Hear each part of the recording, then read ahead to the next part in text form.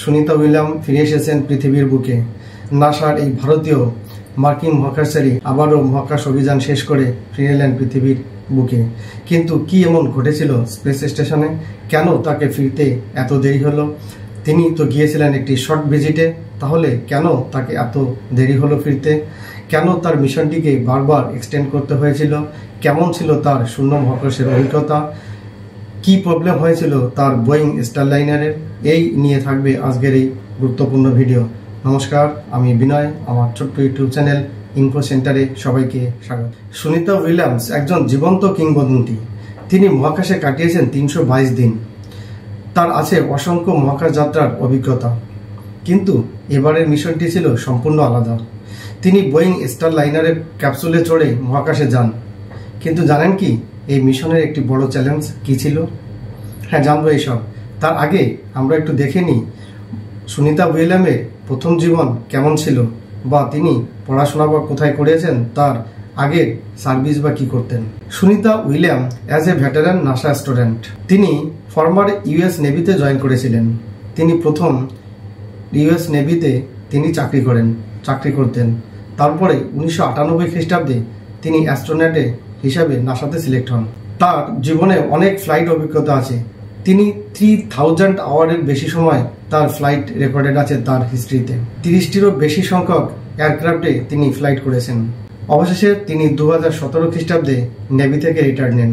তাহলে বন্ধুরা বুঝতেই পারছেন, অ্যাস্ট্রোনট জয়েন করার আগে তিনি ছিলেন একজন দক্ষ পাইলট।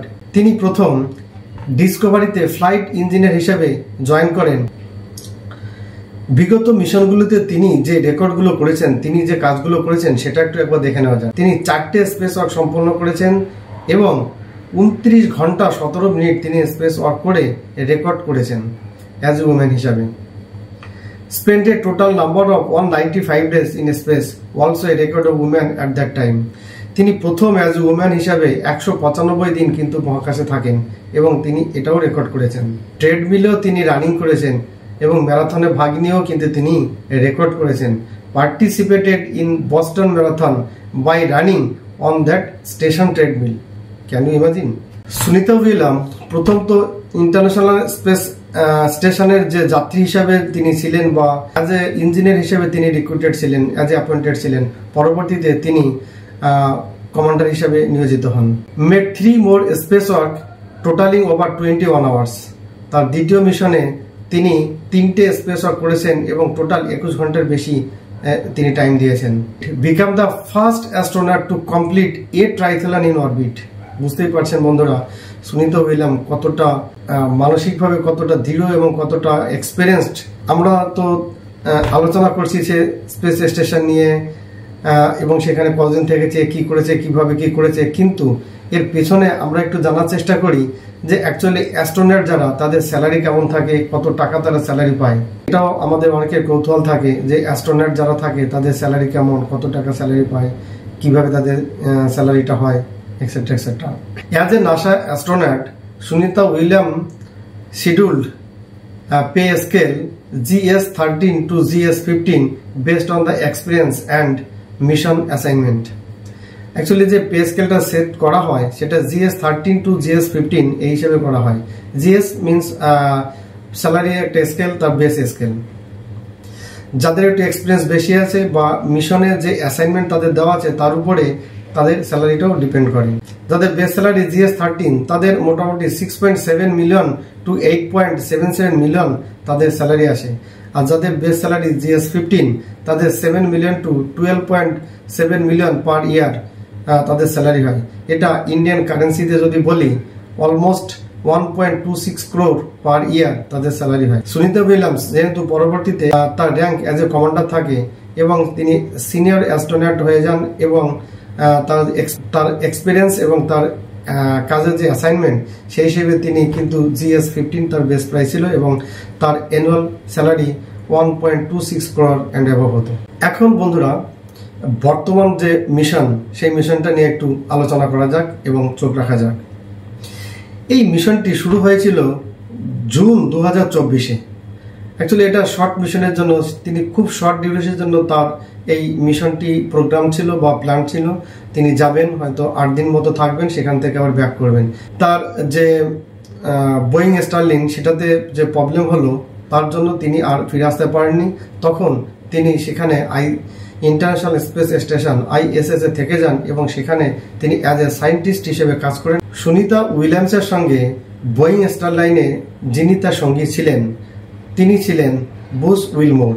বোয়িং স্টারলাইনের কিছু সমস্যা দেখা দেওয়ার কারণে তারা ফিরে আসতে পারেনি। কি এমন হয়েছিল সেই বোয়িং স্টারলাইনে? Boeing Starliner spacecraft experienced technical issue including thruster malfunctioning and helium leakage. তো বুঝতেই পারছেন, থ্রাস্টার malfunctioning যদি করে থাকে এবং হিলিয়াম গ্যাসও লিকেজ হচ্ছে, তাহলে সেখান থেকে ফিরে আসা আর সম্ভব হয়নি এবং নাসা সায়েন্টিস্টরা আর রিস্ক নেননি, আর তারা সেটা মনে করেননি বা ঝুঁকি নেননি যে এই সময় এই পরিস্থিতিতে তাদের ওখান থেকে ফিরে নিয়ে আসা হোক। তাই তারা ডিসিশন নিয়েছিলেন যে ততদিন পর্যন্ত নেক্সট ডিসিশন হয়, ততদিন পর্যন্ত তারা স্পেস স্টেশনে থেকে যাবেন।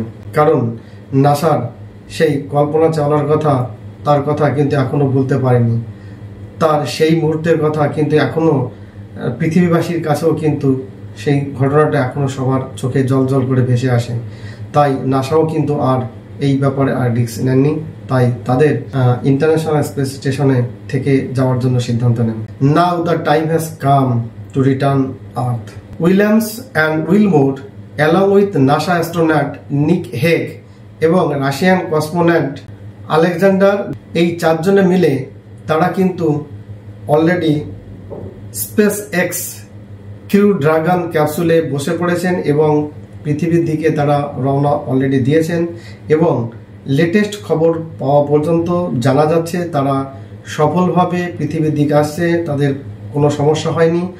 না স্পেস এক্সে কোনো সমস্যা আছে, কোনো সমস্যা নেই, তারা ঠিকঠাক মতো চলে আসছে। William spend total 239 days 3 hours and 70 minutes in space during this mission. Sunita Williams completed a 5 hours 26 minute spacewalk over 3 missions to 62 hours and 6 minutes, the most by any woman. তিনি তার টোটাল মিশনে 62 hours 62 ঘন্টা এবং 6 minute তিনি space walk করেছেন, the most of any woman. দেখা যাক তার আর কি কি main achievement. Most space walk time by the female astronaut, এটা তো আমরা এখনই জেনে নিলাম। Longest cumulative time in space, she is now the second astronaut to spend the longest cumulative time in space with a total number of 608 days in orbit. আপনারা শুনে বা ভেবে অবাক হবেন তিনি কতটা ধর্মভীরু প্রাণ ছিলেন, তিনি মনে প্রাণে কতটা ভারতীয় ছিলেন। Sunita Williams is known for bringing cultural item like Bhagavad Gita and idol of Lord Ganesh reflecting her Indian heritage. তো বন্ধুরা বুঝতেই পারছেন তিনি মনে প্রাণে কতটা ভারতীয় ছিলেন। তিনি স্পেসে থাকাকালীন তিনি লর্ড গণেশ দেবতার পূজা করতেন, ভাবতে পারেন। সুনিতা শুধু একজন মহাকাশচারী নন, তিনি একজন দুঃসাহসী অভিযাত্রীও বটে। তিনি মহাকাশে হাঁটেন, নতুন পরীক্ষা করেন এবং পৃথিবীতে ফেরার সময় নিয়ে আসেন মূল্যবান বৈজ্ঞানিক তথ্য। অবশেষে space x crew dragon capsule সফলভাবে পৃথিবীতে অবতরণ করলো এবং সুনিতা উইলিয়ামস অন্যতম প্রথম নারী হয়ে গেলেন যিনি বোয়িং স্টারলাইনের মিশন সফলভাবে সম্পন্ন করলেন। সুনিতা উইলিয়ামের এই অবিশ্বাস্য যাত্রা কেমন লাগলো কমেন্ট করে জানাবেন। চ্যানেলটিকে লাইক করুন, শেয়ার করুন এবং বেল আইকনটি প্রেস করুন। নতুন পৃথিবী, নতুন তথ্য, স্টে কিউরিয়াস। Thank you.